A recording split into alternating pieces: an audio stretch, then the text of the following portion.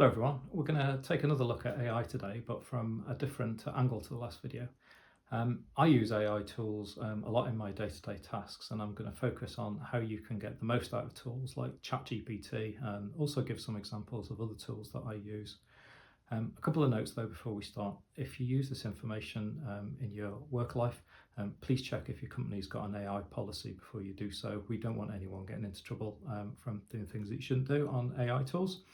And secondly, I work in the tech industry, and everybody uses these tools differently, but the prompt tips that are going to follow are pretty generic, and they can be used in any of the chatbots like Bard or Bing.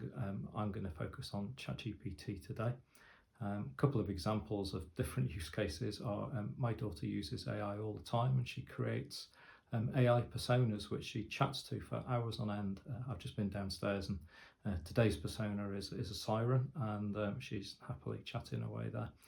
And then I was watching YouTube, and I saw a chap who makes custom parts for his iPad and a very innovative desk setup. He's a video editor, and he was using ChatGPT for all sorts, but he didn't actually own any calipers to measure things for his 3D prints.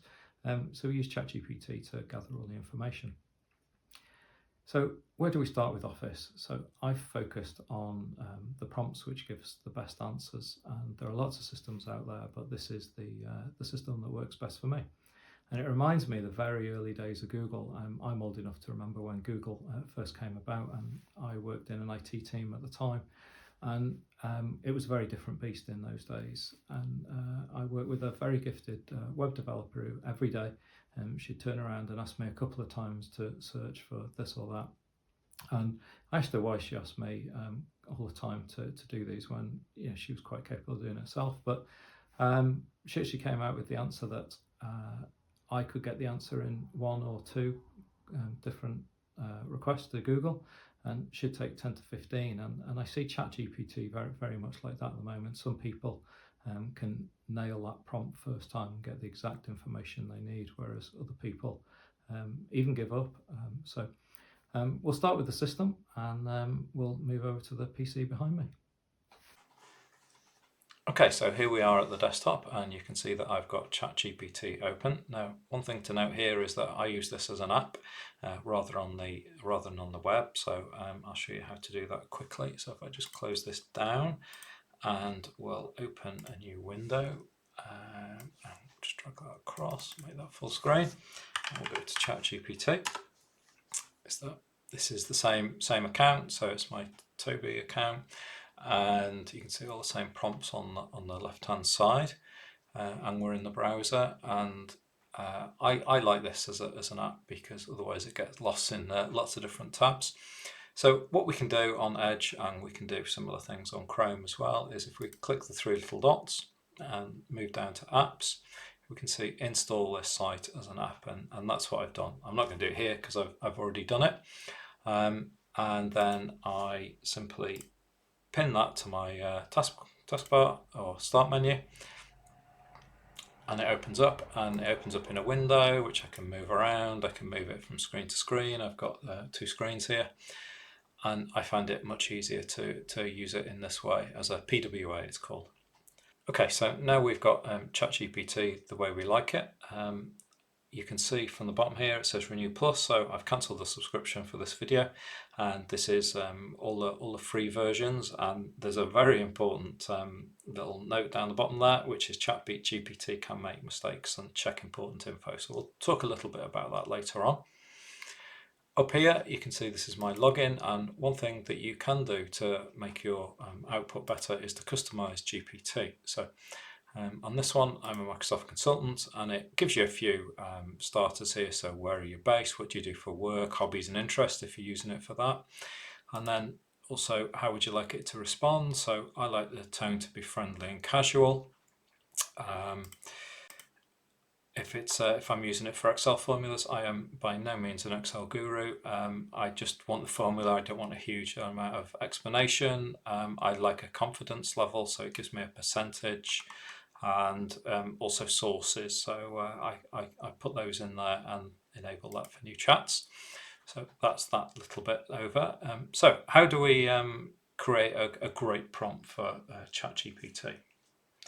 So if I move over to a slide that I've got on prompts, I use this in training. So yeah, how do we make the perfect prompt? So there's 6 different parts I use when prompting, and there is a list of importance in this hierarchy. So the first one, task, that's mandatory.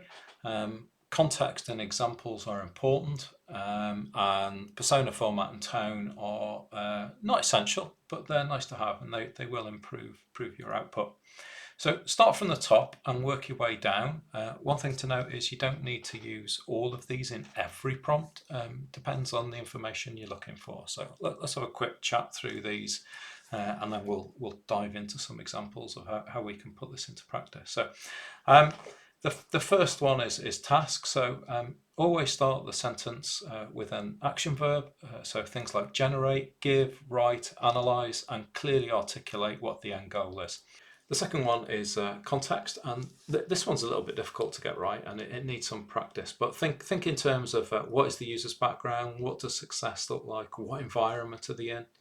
The key here is to give enough information to get the right output, but to constrain the endless possibilities that ChatGPT may give you as an answer.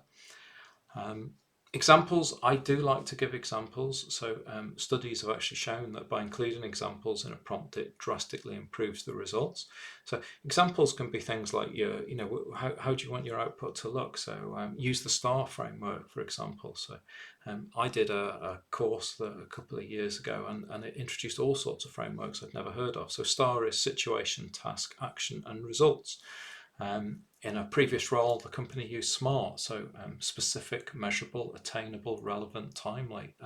Hop over to a Google search and find a good web page for this, and then copy it into your prompt, and ChatGPT will follow that example.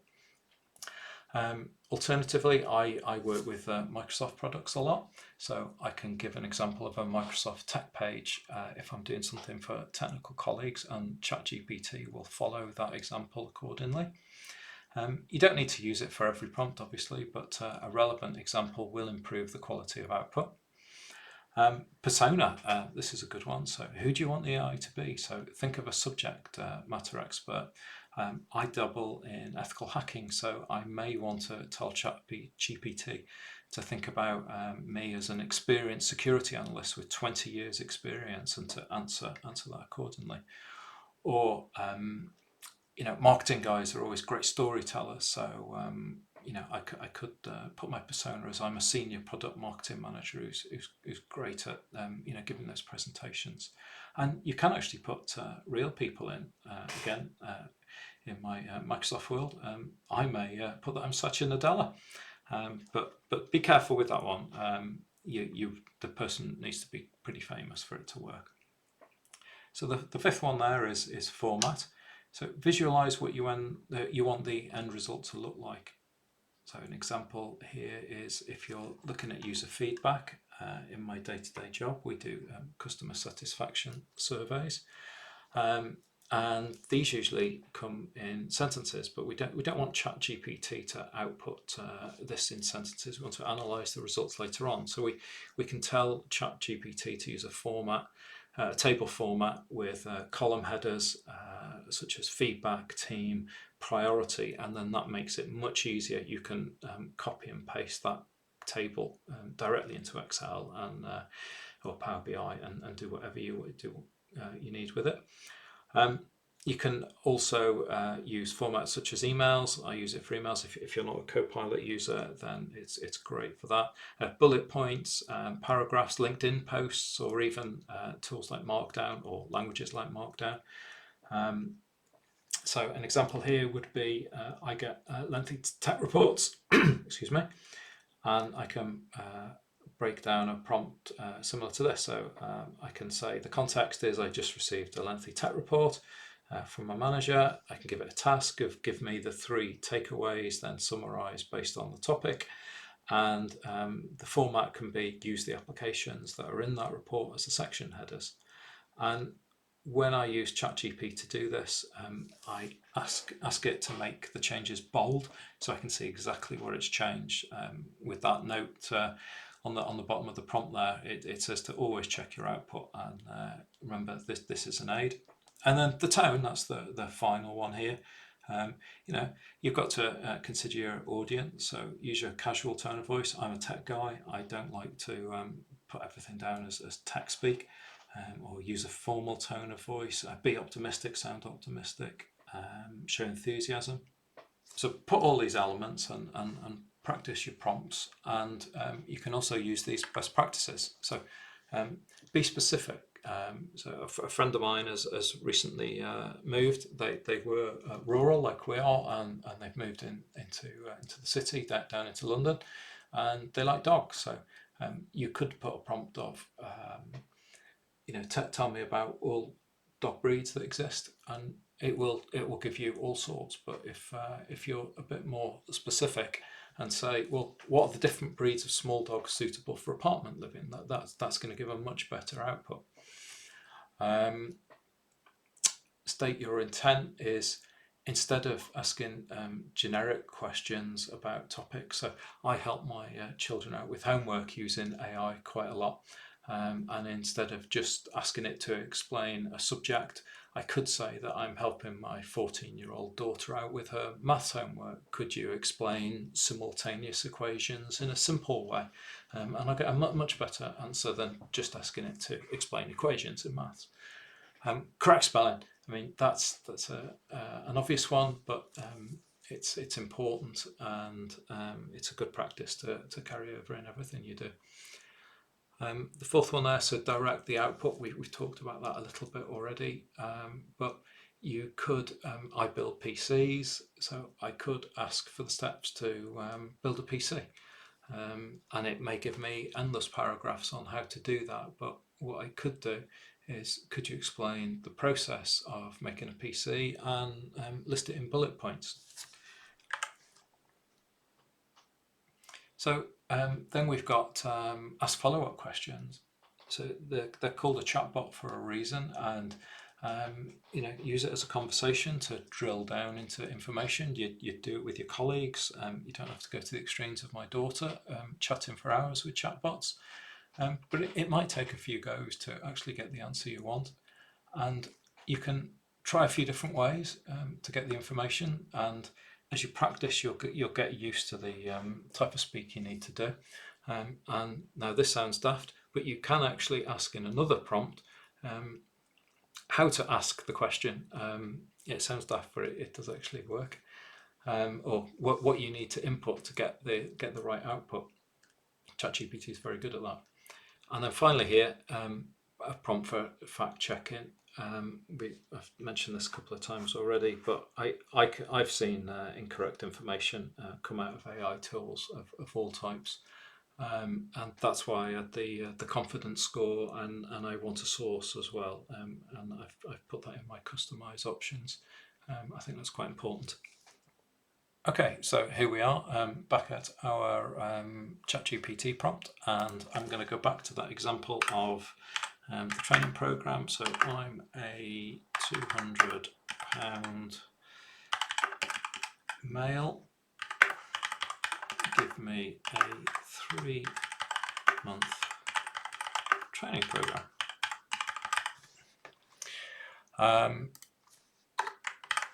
Let's get the spelling right. There we go. So here the context is I'm a £200 male, excuse me, and the task is to come up with the 3-month training program. So the task here is more important, as if we input the task without the context, it will return a result, but the context is unlikely to return much at all. So that's why the task is mandatory, and the context and example are important, with the persona, format and tone being the nice to have. So let's just hit enter there, and we'll see where it comes up with.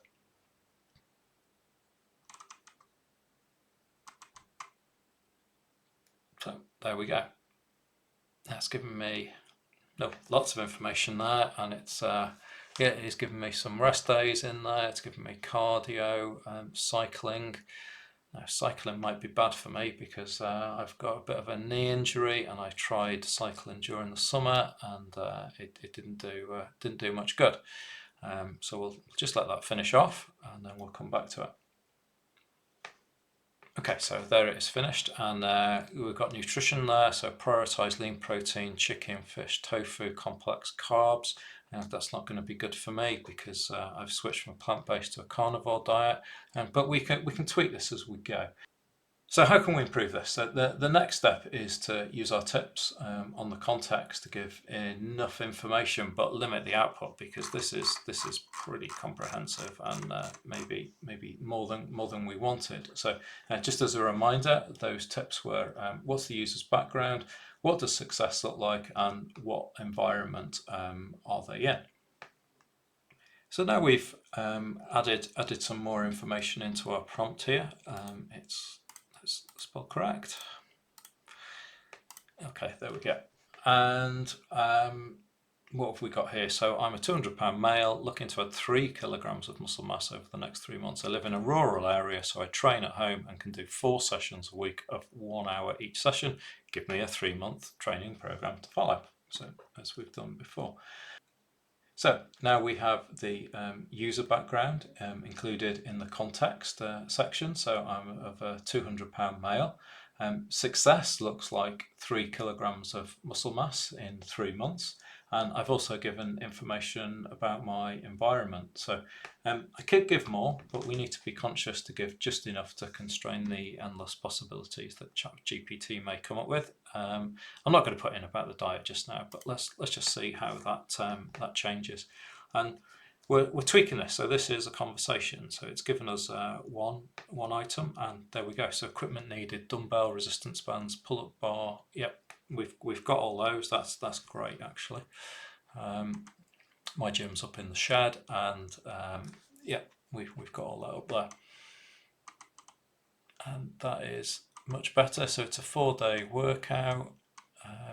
It's listened to that, and I probably could do these things in an hour or so. So we've much improved our output, and it's still going there. So we'll just let that finish off.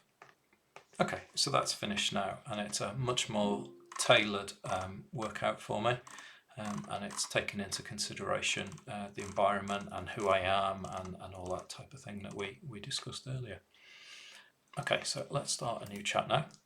Okay, so let's just open a web browser window, and we'll drag that across from the other screen, make that a little bit smaller, and we talked about the SMART framework earlier on. So we'll do a quick Google on that, and we've actually got an AI result there. Let's just resize that a little bit. Let's just make that the same size as that. Okay, and I can go through and let's have a look at this one. Oh yeah, that looks pretty good. So you can obviously copy and paste this straight into your prompt as your example. Another tip here is you can actually add attachments. This is handy because the prompt box has some size constraints. I find it useful, and we'll go through that a little bit more later on, an example for that. So here, for example, job seekers, if they were adding text into the prompt, they could be asking for a tailored response, and they could attach their CV, and it would then base the response on that CV. Or I've mentioned that I help my daughter out with her homework, and you can upload from your computer. And here we can see earlier in the week that I've been downloading her maths activities, which she's working through today. So I could add those into my prompt as well. Just close that one down.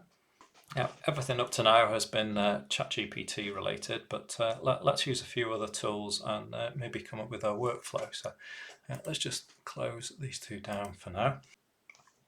So in my job, I like to use various AI tools to keep on top of developments in my industry, and I'm sure lots of other people need to do the same. So the example here is we've got the MS 900 course from Microsoft, and it's about Microsoft 365. And I tend to keep all my notes in OneNote, as you can see here. So OneNote's a great note-taking app. So the first thing here is I've got a hyperlink, and I've actually taken a screenshot of that first page to give me a reminder of the topics that are included in this element. And just recently, Microsoft snuck this one in on Copilot, their AI tool based in Microsoft 365. So I was updating my knowledge on that. So how do we do that? So the next element there, and the clue's kind of in the name there, is I use a Notebook LM from Google. So if I click on there, it will open this particular notebook, and you can see we've got various sources on the left hand side here, and we've got some saved responses, and we've also got a chatbot type window at the bottom there. So different layout to ChatGPT. Now the sources are, you can click the plus there and you can add a source, and we'll do a little bit of that in a moment. So these sources actually directly correlate, if I go back to the Microsoft page, to these different modules. So if I click on here, we get all this information, which is great. And I can click on to this one and a little bit more information. And all I've done there is to copy the URL, click the plus, and then add that in there, and we can do a paste. I'm not going to do that now because that'll mess my notes up. And then once it's pulled all these different sources into itself, I can just click on the notebook guide there, and I've come up with a study guide, a table of contents, a briefing doc, and an FAQ based off of this. So I can now interact with this data and start a chat going. So let's click back to our information here, and we'll find some kind of question. So so we've got some questions here about the admin center. So let's ask it a quick question here. Please give me, I always put please for some reason, I don't know why when I'm talking to an AI. Please give me a feature list of the M365 admin center. And I can hit enter there, and it's now searching through all these various different sources, and it comes back with some features there, which is fantastic. The other thing I can do is, if I go back to my notebook here, is so as well as having a link to that, this is the kind of table of contents that it produced, and then I brought these in from the Microsoft site, so it's a bit of a combo here. I've also got audio notes saved into my OneDrive, so if I click on here, security features to keep everything locked down, plus a bunch of innovative online services built for modern collaboration. It's like they took Office 365, sprinkled in some future of work magic. So I've got a tailored podcast which I can listen to at my leisure. So I tend to do the washing up in our household, and while I'm doing the washing up, I can be listening to these and trying to take that information in, and it's all just stored there. So the way we do that is, if I load this one in, one of the options before you actually, once you've got your sources in, is to create the podcast here, and then you can simply just download it, and I download it onto my OneDrive, and then I include that in my notebook for future reference. So we're talking about MS 900 here. We've also got some other notebooks here, so we can describe productivity in Microsoft 365 solutions. And I watch YouTube a lot, so if I open YouTube and I can do maybe a search on Microsoft 365 productivity, and let's do some solutions, and I can see already that we have, oh, Copilot, so that was the new bit. It's 5 months old. Can we find anything a little bit better now? 6 months. Let's stick with that 5-month one. Just pause that there. And I can copy that URL, go back to my notebook LM, and I can add in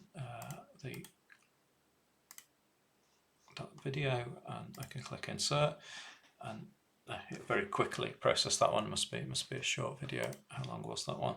Yeah, only 30 seconds. So yeah, it's processed that now, and now I can interact with that data, and it will also reference that video that I've popped in there.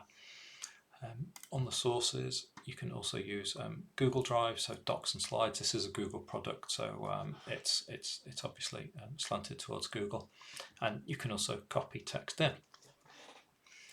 So this is a really powerful tool for me, and yeah, I'm really enjoying using Notebook LM. I'm a long-time OneNote user, so I tend to copy and paste everything from Notebook LM back into OneNote. I'm sure I could automate that if I needed to, but yeah. So another tool I use, I mentioned I watch a lot of YouTube videos, is if I go to my favourites and AI, there's a free YouTube transcript generator. So I copied that video. I'm hoping there's some speech on there, so we'll paste that in there and we'll get a video transcript. Bad example. But what we can do there, if there was actually speech on there, so let's go and find one of my videos actually. So I'll just mute this. And this is my desk setup tour, and I know there's definitely speech on this one, so we'll copy that URL, and we'll go back here, and we'll paste in my URL, and we'll do get video transcript. It is a free tool, and I've got all the timestamps there, and it's everything I talked about on my PC. So I've got two options here. One is to copy the text, and it will just copy that, and you can paste it in. But as I mentioned earlier, ChatGPT has some limits there, so it's often better to download this, and then you can summarize it and bring out your key points. This is a really, really useful tool for YouTube transcriptions, and it's free. So if I go back to my OneNote file here, you'll also see some fancy graphics. Now I love an infographic, and you can see I've popped a few in here onto the next section. So how do we make that? That's another tool that I use called Napkin. So let's head over to Napkin. So the first one here is this is from a document I've got about XDR, and this is me just playing around really. So if I scroll down a little bit, so I took that text and it didn't create the best infographic, but then I tidied it up a little bit, and you can see here that you've got various different elements. So Microsoft Defender for Business is an endpoint detection response system. If you combine that with Defender for Office Plan 1 and Intune and Azure Active Directory Premium Plan 1, you get your end result is you've got an extended detection and response system, which is fantastic. But it looks a little bit dull in that format. So what we can do, you can see that you've got a little lightning icon there. Is that you can click on this, it goes away, it's thinking. And it's generating some images for us, and you can scroll down there. Obviously that's the one I chose, and there's all sorts of different ones. It doesn't always get the icons right, particularly for Microsoft, so I'll just close out of there. And it produced this, which is a much nicer representation of that information than just a simple list with plus signs in. And you'll notice there that obviously in my old document that I've pulled this from, I was referring to Azure Active Directory Premium Plan 1, which has been renamed. So you can just double click in here and edit the text as you see fit. And then once you're happy with this, you can either copy elements, or you can highlight the whole thing, and you get this little purple icon here. It looks like a download icon, but when you click on this, you can either download the image or you can just add it to your clipboard. So this one isn't hugely relevant to my OneNote file. Let me just open that again. So here's my OneNote file. Let's just make that full screen, and we'll go to the bottom, and as that image is now right to the bottom, there's quite a lot here. There's another nice one, so that's another napkin based document, and I could just hit Control V, and it works exactly the same as any other image, and I can make that bigger or smaller. Obviously it's now an image, so I can't edit it. I'd need to go back to napkin for that. So that's another three tools. And also in here, let me just scroll back up to the top. So on here we have all sorts of information. So what is hybrid work, definition tips. Let me follow that link. That's not a great example. So let's do Microsoft Service Description. Here we go. So Microsoft do all these pages, and this is where I'd maybe use ChatGPT to summarize the document. And I generally, I reference where I've actually summarized some information, so I can go back to it. And I know the source of that. And this is just one example of how I combine tools. So I'm in my Microsoft 365 world, in my OneNote app. As I said, I'm a long time OneNote user, so I'm pulling things in from the Microsoft website. I'm using NotebookLM to gather multiple sources of information that I can refer to, and I'm also creating my custom podcast that I can listen to when I'm out and about traveling, or as I said, doing the washing up.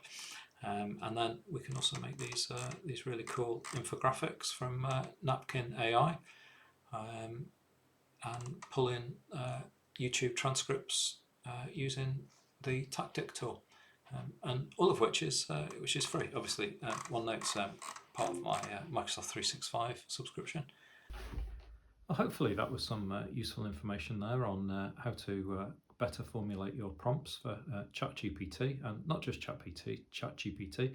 This applies to all the other chatbot tools such as Bing or Claude that are available right now, and also some of the other tools there. So NotebookLM is a bit of a game changer, and can be used to get around some of the limitations on the chatbot tools, because you can input right up to date data that you've produced yourself, and also the YouTube element or the video element is super powerful, and you can interact with that directly, which is super cool. I like the napkin tool. I'm love infographics, but I am absolutely useless at producing them. So that really helps me out in my day-to-day. So hopefully some good tips there, and thanks very much for watching, and we'll see you in the next one. Bye for now.